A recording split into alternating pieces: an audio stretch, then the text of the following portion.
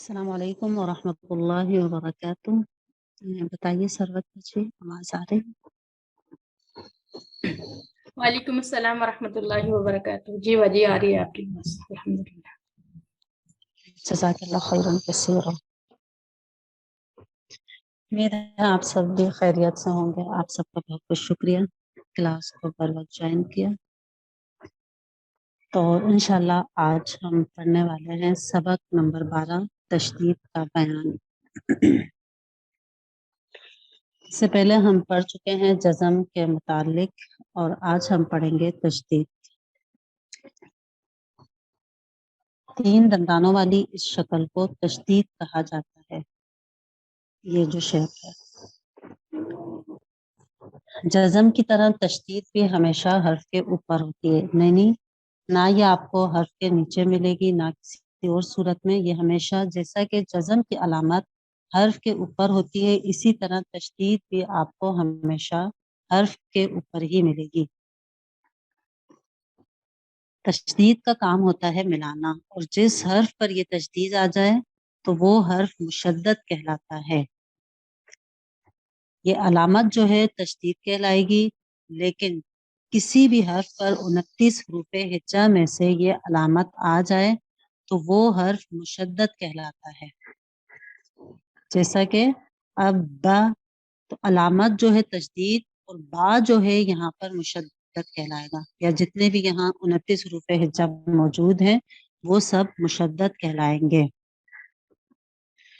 مشدد حرف کو 2 دفعہ پڑھا جاتا ہے، ایک بار اپنے سے پچھلے حرف کی حرکت سے مل کر اس سے ملایا جاتا ہے، اور دوسری بار یہ اپنی حرکت کے مطابق پڑھا جاتا ہے۔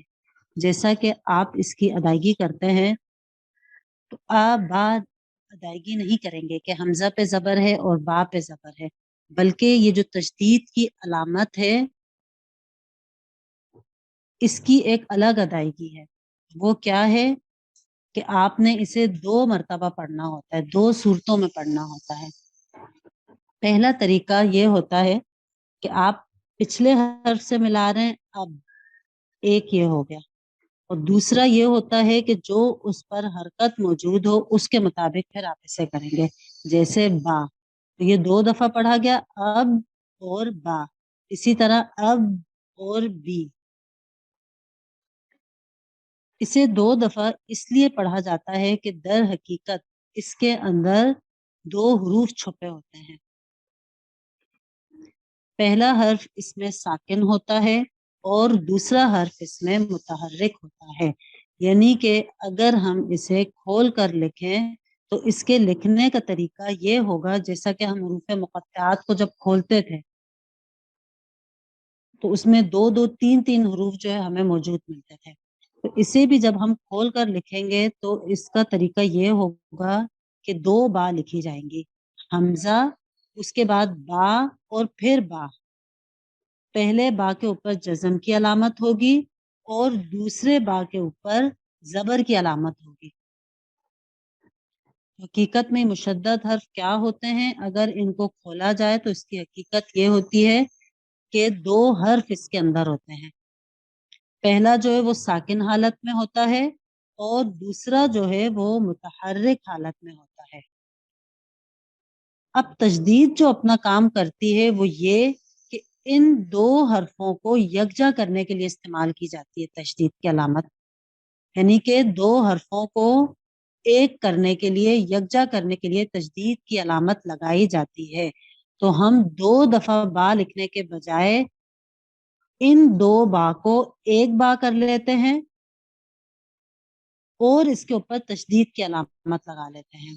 تو جب بھی قاعدے میں یا پھر قرآن پاک میں کسی بھی حرف پر تشدید کی علامت موجود ہو تو اس کا مطلب یہ ہوگا کہ اس میں 2 حرف چھپے ہیں، پہلا ساکن اور دوسرا متحرک۔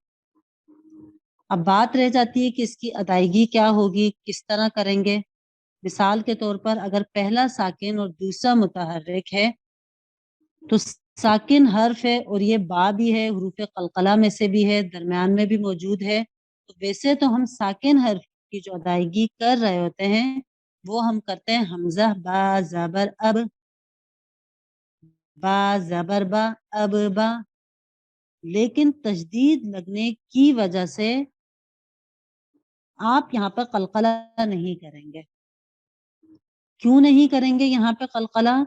क्योंकि जब ये दोनों बा एक हो गई, यानी साकिन और मुतहर्रिक को एक करके हमने लिख लिया और इस पर तशदीद की अलामत हमने लगा ली, तो तशदीद की अदायगी का तरीका ये होता है कि उसे हमेशा मजबूती और जमाव के साथ अदा करते हैं।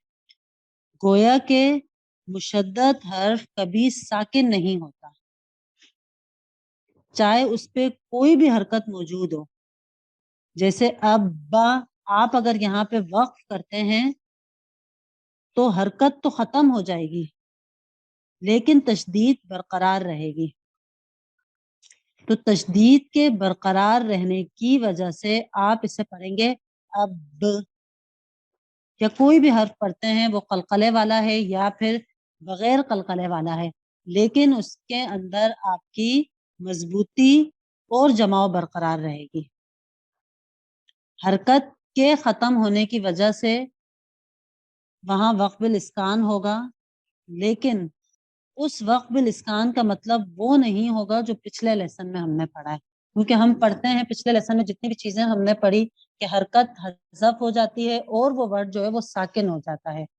यहाँ आप जब बताएंगे तो हरकत ख़त्म हो जाएगी और वो हर्फ साकिन हो जाएगा, ये नहीं कहना, बल्कि आप क्या कहेंगे कि हरकत ख़त्म हो जाएगी और तशदीद बरकरार रहेगी।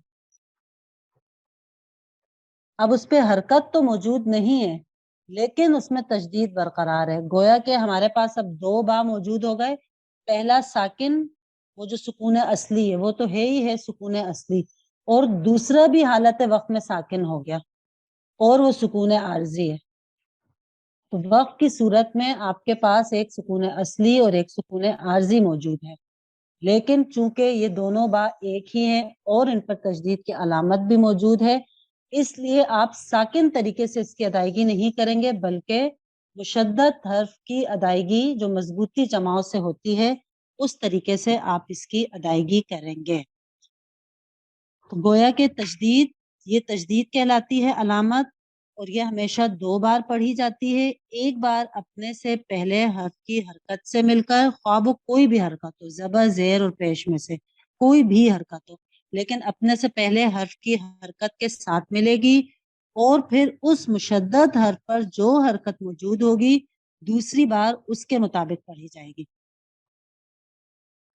पहली तो इसकी खास और अहम बात यही है जो मैं आप जिक्र कर चुकी हूँ कि इसे मजबूती और जमाव के साथ पढ़ते हैं।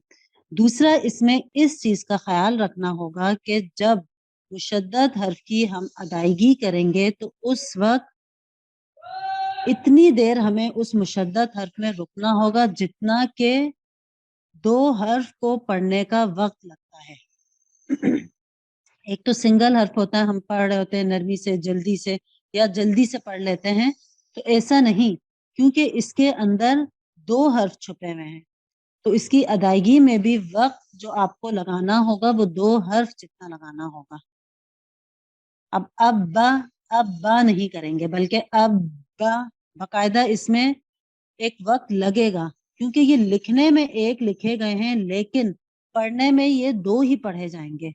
दो पढ़े जाने का मतलब क्या है कि उतना वक्त आपको लगाना होगा इसमें, और जब आप दो हर्फ की मिकदार का वक्त इसमें लगाएंगे तो ही मजबूती और जमाव मुमकिन होगी। अगर आप इसमें नहीं ठहरते, इतना आप इसमें नहीं रुकते दो हर्फ जितना, तो आपकी मजबूती और जमाव मुशद्दद हर्फ में कभी भी नहीं आ सकती। तो लिहाजा इसको पढ़ते वक्त सबसे पहले इस चीज का ख्याल रखना जरूरी है कि इसे दो हर्फ के बराबर या दो हर्फ की मकदार के बराबर देर लगाकर पढ़ना होगा, और वो जो वक्त दो हर्फ जितना हम लगाएंगे उसमें मजबूती और जमाव बरकरार रखनी होगी।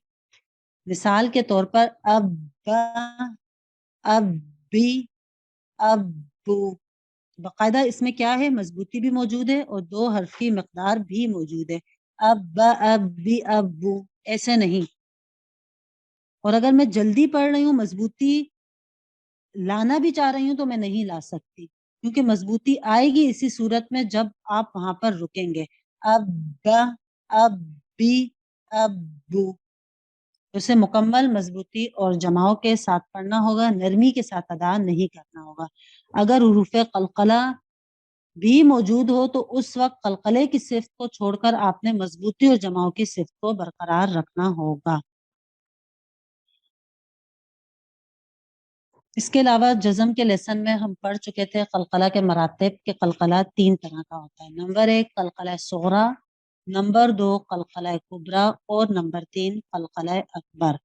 قلقلہ صغرا اور قلقلہ کبرا کا تعلق سکون کے ساتھ تھا، یعنی اگر حروف قلقلہ کلمے کے درمیان میں ساکن حالت میں موجود ہو تو ایسا قلقلہ قلقلہ صغرا کہلاتا ہے، اور اگر حروف قلقلہ کلمے کے آخر میں ساکن حالت میں آ جائے تو ایسی صورت میں یہ قلقلہ قلقلہ کبرا کہلاتا ہے. تیسری صورت کا تعلق سکون کے ساتھ نہیں ہے. اگر حروف قلقلہ ایسی حالت میں موجود ہو کہ اس پر تشدید ہو، یعنی آپ وہاں وقف کر رہے ہو اور وہ حرکت حذف ہو گئی ہو، تشدید کبھی حذف نہیں ہوتی، کبھی بھی ختم نہیں ہوتی، وہ قائم رہتی ہے، برقرار رہتی ہے، تو ایسی صورت میں اگر 5 حروف قاف طا با جیم دال جو کہ حروف قلقلہ کہلاتے ہیں مشدد حالت میں یہ آ جائیں اور آپ وہاں سانس لے رہے ہو، وقف کر رہے ہو وہاں پر، تو اس صورت میں قلقلہ صغرا یا کبرا نہیں ہوگا، یعنی کہ آپ نرمی کے ساتھ قلقلہ نہیں کریں گے. صغرا اور کبرا میں کس چیز کا ہم خیال رکھتے ہیں کہ ہم جو قلقلہ کرتے ہیں ان حروف کو ہم ہلاتے ہیں، مخرج میں ایک جنبش سی اور حرکت سی جو ہم پیدا کرتے ہیں وہ نرمی کے ساتھ کرتے ہیں، یعنی آواز جو ہماری مخرج سے پلٹ کر واپس آتی ہے اس میں نرمی ہوتی ہے، اور یہ ضروری ہوتا ہے کہ ہم نرمی کے ساتھ قلقلہ کریں. لیکن یہی حروف قلقلہ جب مشدد حالت میں ہو تو پھر اس میں نرمی کے بجائے ہمیں مضبوطی اور جماؤ رکھنا ہوگا. مثال کے طور پر سمپل قلقلہ آپ کرتے ہیں اب یا ابھی، اب، ٹھیک ہے، لیکن تشدید کے ساتھ آپ قلقلہ کریں گے اب، یہ فرق آ جائے گا. اب اد مشدد قلقلہ ہوگا اب اد اق، یعنی باقاعدہ اس میں 2 حرف کا آپ کو وقت لگانا ہوگا اور مضبوطی جماؤ تشدید کی وجہ سے اس میں برقرار رکھنی ہوگی، تو ایسا قلقلہ قلقلہ اکبر کہلاتا ہے. تو حرکت کے مطابق یہاں پر وقف ہوگا، وقف بالاسکان بھی بن سکتا ہے، سکون یہاں ظاہر نہیں ہوگا جب تشدید اس میں موجود ہوگی، یا پھر اگر ایسے وقوف جو آپ کر رہے ہوتے ہیں مثال کے طور پر کھڑا زبر ہے یزک کا ہی کریں گے، یعنی مضبوطی جماؤ وصل اور وقف دونوں صورتوں میں اس کی برقرار رہتی ہے.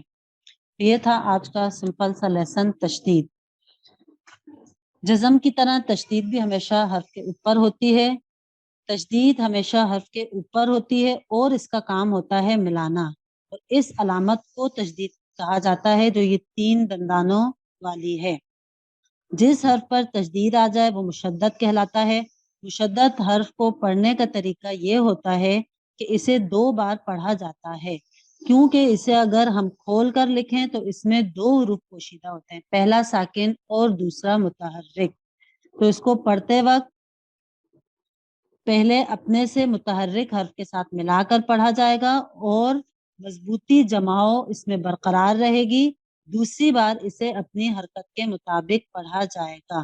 اس کے علاوہ اگر مشدد حرف پر ہم وقف کریں تو ایسی صورت میں کوئی بھی حرکت اگر اس پہ ہوگی وہ حذف ہو جائے گی، لیکن تشدید جو ہے وہ برقرار رہے گی، اس کی مضبوطی جماؤ برقرار رہے گی. اگر یہی تشدید حروف قلقلہ پر آ جائے تو ایسی صورت میں قلقلہ جو ہے قلقلہ اکبر کہلاتا ہے، یعنی کہ ہم قلقلہ کریں گے اور اسے مضبوطی جماؤ کے ساتھ کریں گے. تو یہ تھا آج کے لیسن کا خلاصہ.